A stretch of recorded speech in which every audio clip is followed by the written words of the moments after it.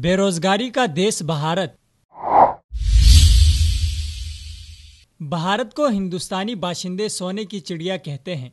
दुनिया की दूसरे नंबर की आबादी वाले मुल्क भारत में एक जानिब हुकूमत के बुलंदोबांग दावे हैं कि भारत तरक्की कर रहा है, साथ ही भारतीय फौज और हुकूमत समेत भारतीय मीडिया को पाकिस्तान से जंग लड़ने का जुनून भी एक नशे की सूरत इख्तियार कर गया है। हर आई गई बात को पाकिस्तान के जिम्मे लगाना, अपनी नाकामी को छुपाने के लिए पाकिस्तान को हदफ तनकीद बनाना और हिंदुस्तानी आवाम को इस बहाने असल मामलात से बेखबर रखना भारतीय हुक्मरानों का वतीरा बन गया है। साबिका भारतीय हुकूमतों के मुकाबले में मौजूदा मोदी सरकार भारत की सबसे मुतअस्सिब और शिद्दत पसंद हुकूमत है। हुक्मरान जमात बीजेपी गुजरात के मुसलमानों की कातिल है और साथ ही हिंदुइज्म के सिवा किसी भी मजहब को भारत में बर्दाश्त नहीं कर सकती।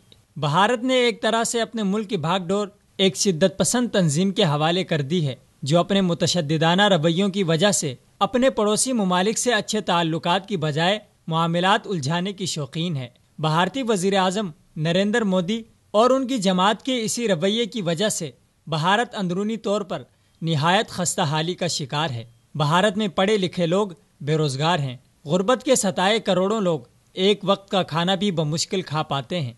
भारत जंगी जुनून की वजह से सरमाया जंगी साजो सामान पर खर्च करता है, जिसकी वजह से अवाम अदम तवज्जुही का शिकार होकर निहायत कसमपुरसी की हालत में है। भारत में बेरोजगारी का अंदाजा इस बात से लगाया जा सकता है कि हाल ही में अमरोहा भारत में एक म्यूनिसिपल कमेटी ने खाकरूबों और चपड़ासियों की 144 सीटों पर भर्तियों का ऐलान किया।